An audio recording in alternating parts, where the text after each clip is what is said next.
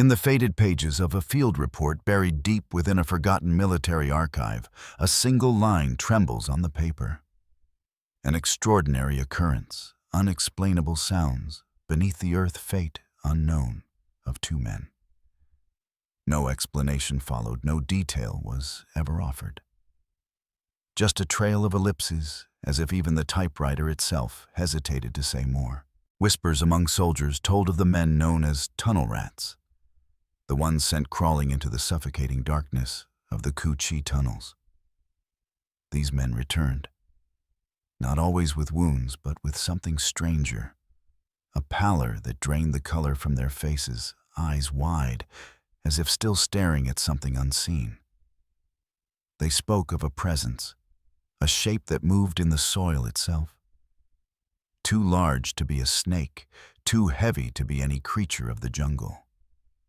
A long, glistening mass, shifting, heaving, as though the very earth had lungs and it was breathing beneath them. Some accounts called it a beast, others only a shadow. The official record's clinical code dismissed it with silence. But in letters home, in scribbled notes on damp paper, in stories whispered over campfires, the legend grew. Men swore they heard the ground ripple, felt vibrations through their boots, as if something enormous coiled just inches below. One soldier wrote only 3 words before scratching them out: Cu Chi depths, and from that moment, no one entered alone. The year was 1967, the height of the war in Vietnam. South of Saigon, where the land turned to red clay and thick jungle pressed in from all sides, lay the district of Cu Chi.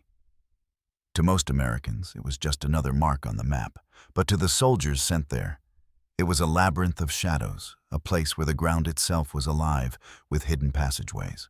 The tunnels stretched for miles, twisting, burrowing, disappearing into the earth.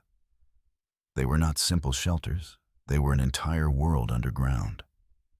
Hospitals supply caches, hidden chambers, and ambush points so sudden that men swore they heard whispers behind walls of dirt before a single shot was fired. For the Viet Cong, it was survival. For the Americans, it was a nightmare. This was where a special breed of soldier was called upon: the tunnel rats. Small, wiry men carrying little more than a flashlight, a pistol, and their nerves.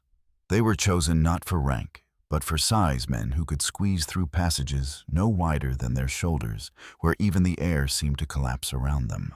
Above ground, the war thundered with artillery, helicopters, and fire. But below, it was silence. The kind of silence that pressed against your skull, broken only by the sound of your own heartbeat or the faint drip of water sliding down clay walls. Every crawl was a descent into the unknown. Every corner turned could mean a waiting trap, or worse, nothing at all. The men who entered those tunnels were told to expect snakes, scorpions, and booby traps made of sharpened bamboo. They were warned of suffocation, of collapse, of sudden gunfire in the dark. But what they reported, what some of them whispered when they returned pale and trembling, was not part of any manual. It was something older, something buried deep, something that belonged to the soil long before the war began. And so the name began to spread quietly, not in official briefings, but in hushed tones. The depths. In an after-action report dated October 14, 1967, 2 lines stand out, typed hastily and underlined, as if the officer himself had not believed what he was recording. Unusual occurrence within tunnel grid. Patrol aborted. 2 men incapacitated. The document lists their names, their ranks, their units, yet the description of what happened remains deliberately vague. One soldier, Private First Class Raymond T., was found on the surface breathing heavily, skin clammy, eyes open but unfocused. The report states simply unable to speak. Condition unstable. His comrade Corporal David H. never returned. His status was marked in the cold language of war, fate unknown. Later testimony suggests there had been no gunfire, no visible collapse of earth, no enemy engagement. Instead, there were only muffled shouts, then silence. When rescue teams entered the same corridor hours later, they found nothing but claw marks in the clay and a flashlight left flickering batteries still alive, beam pointing down into empty soil. Other accounts survive in fragments in the letters soldiers wrote to wives and girlfriends. Letters never meant for the archive. Something down there moved, one man confessed, and it was not the enemy. It was larger than anything we could imagine. Another scribbled note preserved in a footlocker decades later reads, "Only, we are not alone beneath the earth, tell no one." The newspapers of the era carried no mention. Official briefings to the press spoke only of enemy tunnel networks and brave volunteers tasked with clearance. Yet internally among officers, memos circulated with phrases rarely seen in military files: singular disappearance, extraordinary disturbance, psychological shock. One chilling report unsigned, perhaps meant for higher command, but never released records the words of a survivor who had collapsed after exiting a tunnel near Phu Mai Hung. I felt the ground swell beneath me, like something exhaled. I heard a scraping like scales, or wet skin dragging along the wall. Then it was gone. That soldier was transferred to a medical unit in Saigon. His diagnosis: combat stress reaction.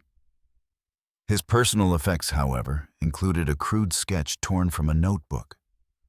Lines drawn over and over again, depicting something long, sinuous, and without eyes. These fragments, scattered, inconsistent, half-buried in forgotten archives, form a pattern.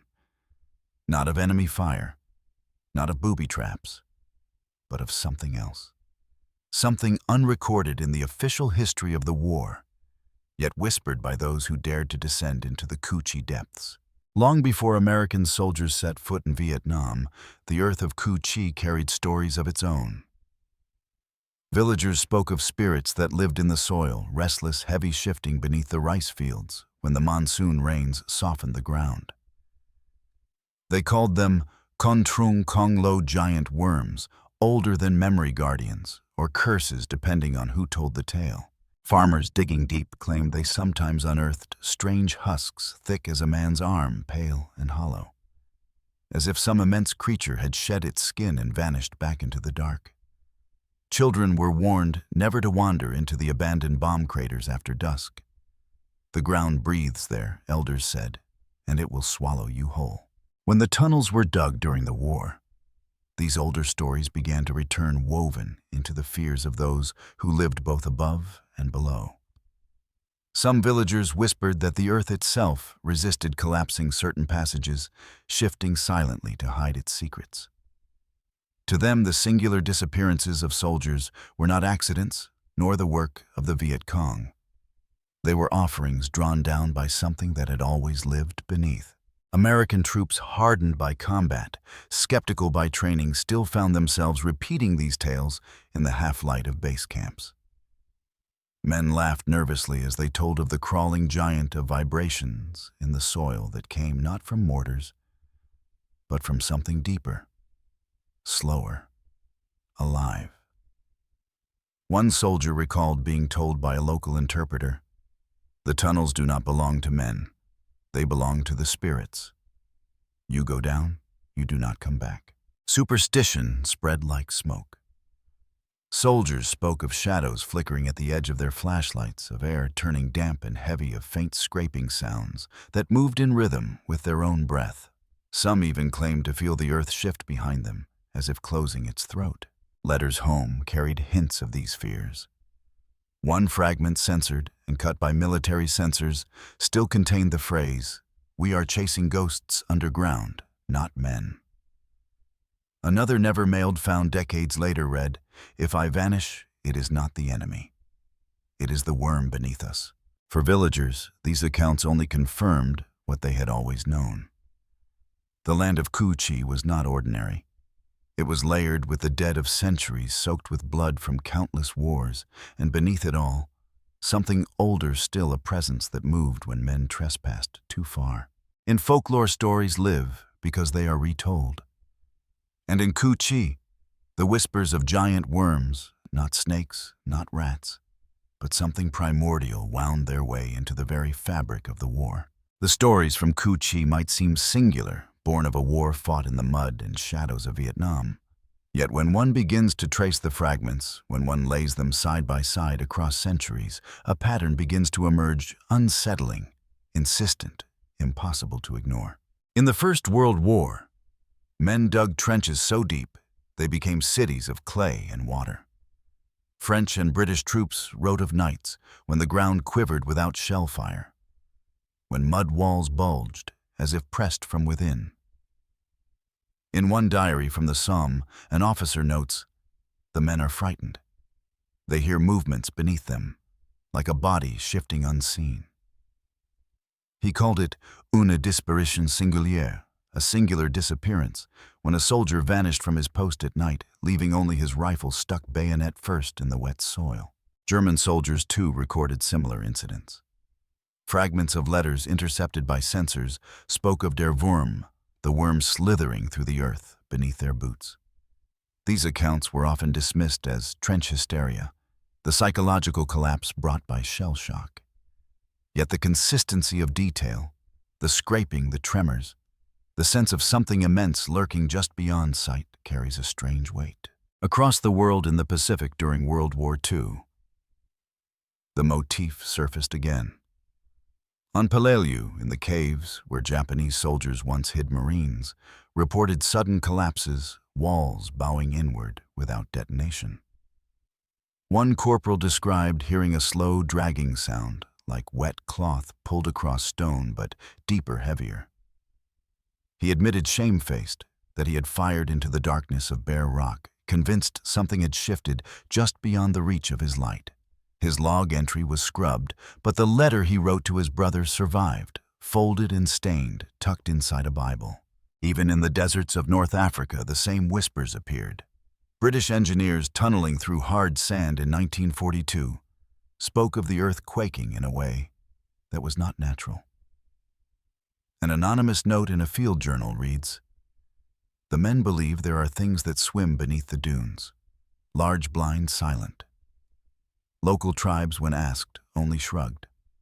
There have always been worms in the sand," one elder replied.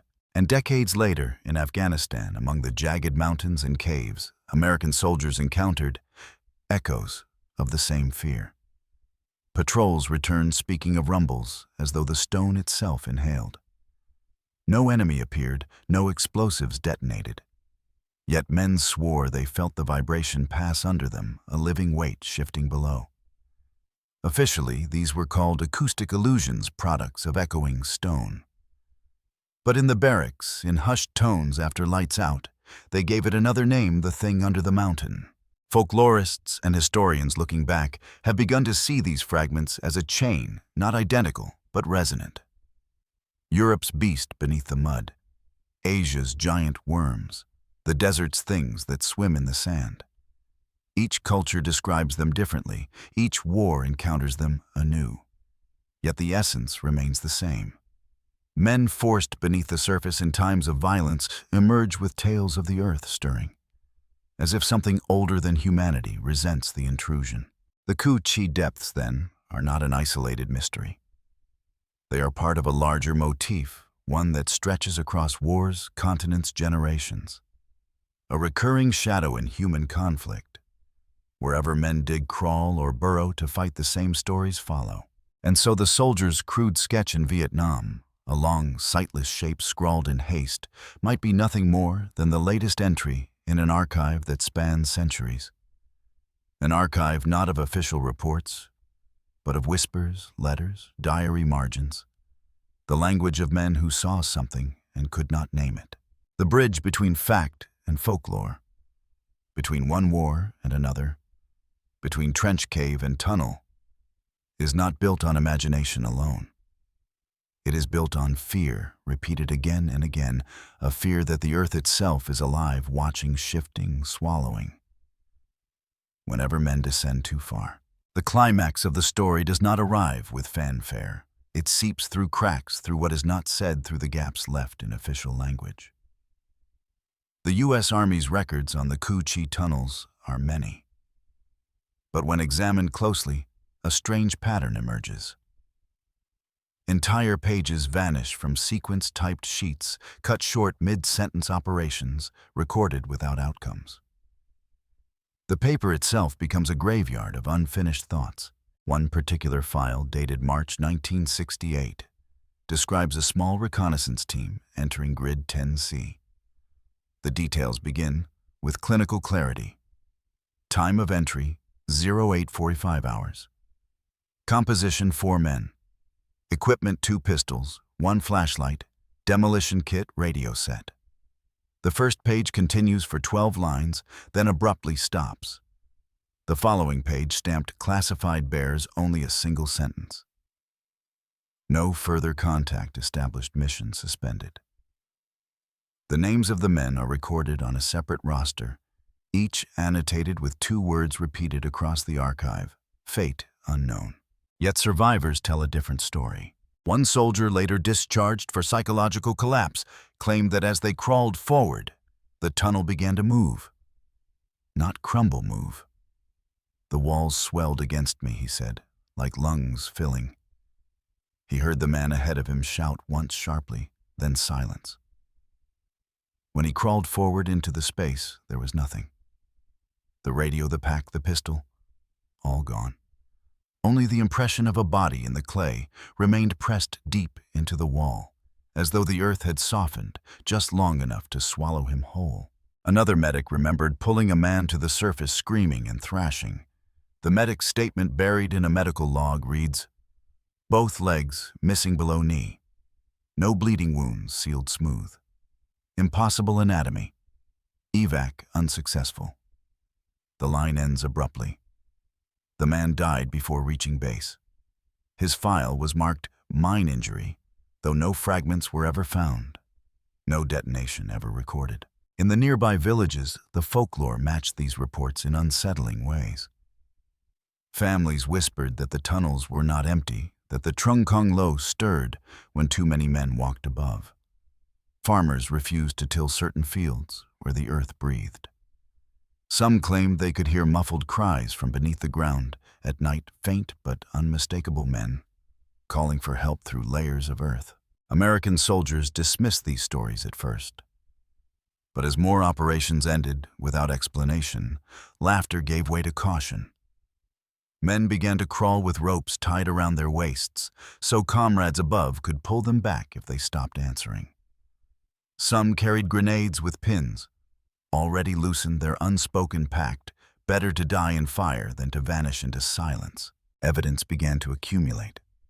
A flashlight found deep in a tunnel, still burning its beam, pointing straight into packed earth. Boot prints that ended suddenly mid-crawl, as though the man had been lifted out of existence.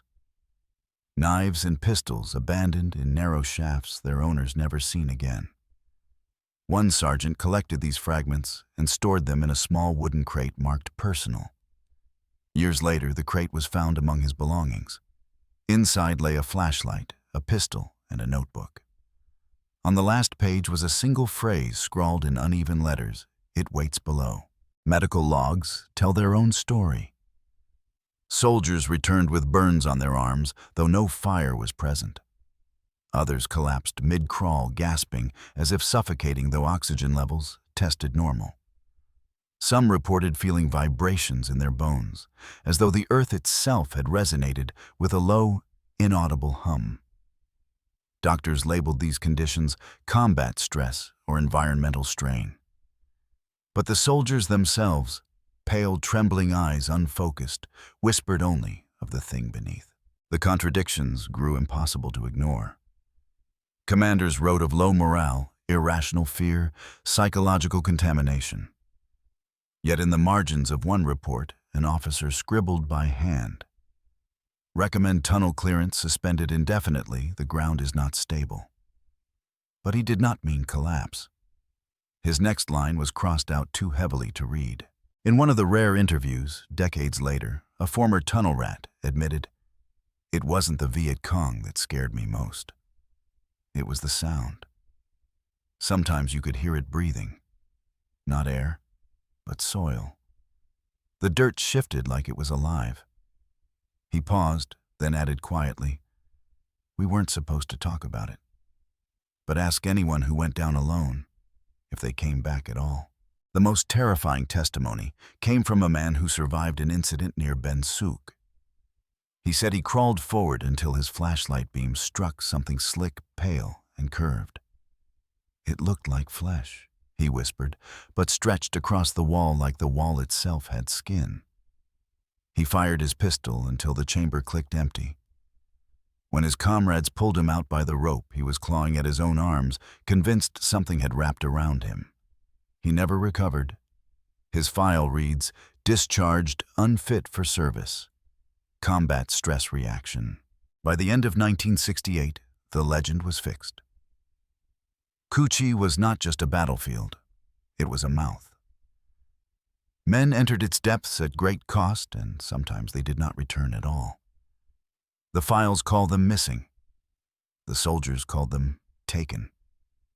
And in the nights between missions, as the jungle hummed and the tunnels breathed, no one laughed about the worm again. In the official record, the story ends abruptly. The files stop with a date, a location, a name. Next to it, a phrase repeated again and again. Fate unknown.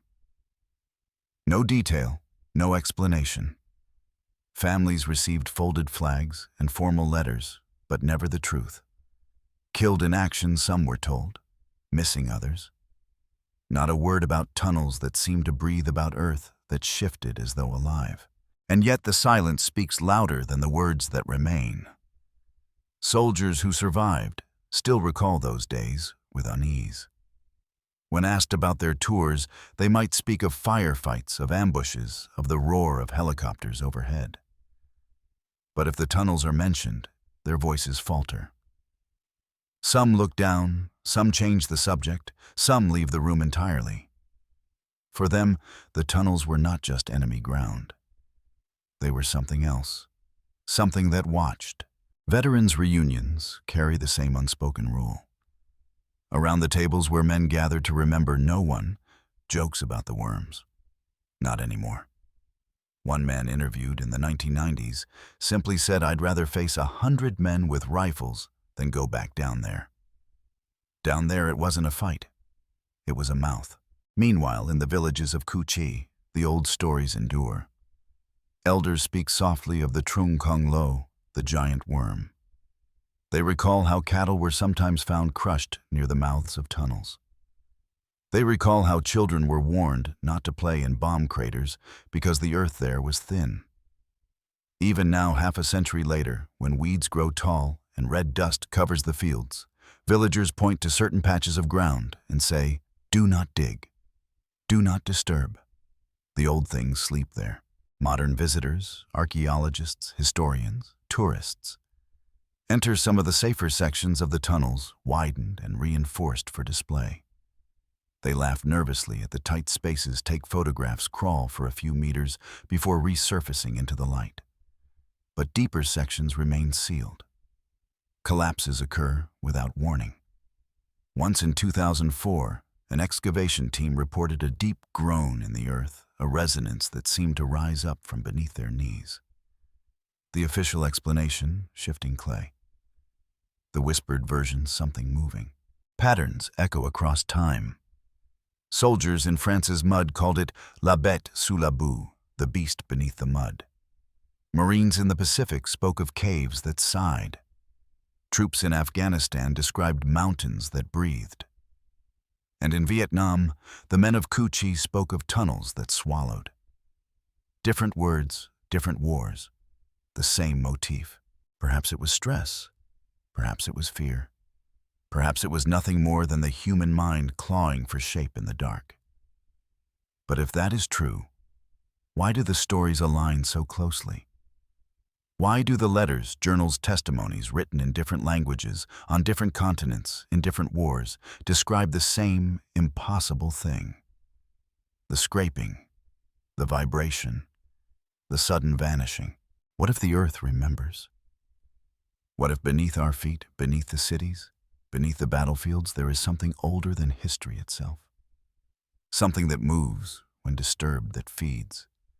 when wars force men into its realm. The Ku Chi depths stand as silent witness. The tunnels remain, but not all are open. Some are sealed forever, choked with soil hidden by jungle. Others collapse on their own, as though the earth reclaims them. And yet the whispers persist. A child walking through the fields today might feel a vibration underfoot and dismiss it as passing traffic. A farmer might hear the ground sigh after rain and think nothing of it. But those who remember the veterans, the elders, still look over their shoulders when the air grows still. So ask yourself, if you were called to crawl into that darkness, pistol in hand, flashlight flickering, knowing that men before you never returned, would you go? Could you go? And if the earth itself began to shift beneath you, pressing, breathing, closing in, would you crawl forward? Or beg to be pulled back before the dark claimed you too? Because not every ghost of war lingers above the ground. Some remain below. And perhaps they are not ghosts at all.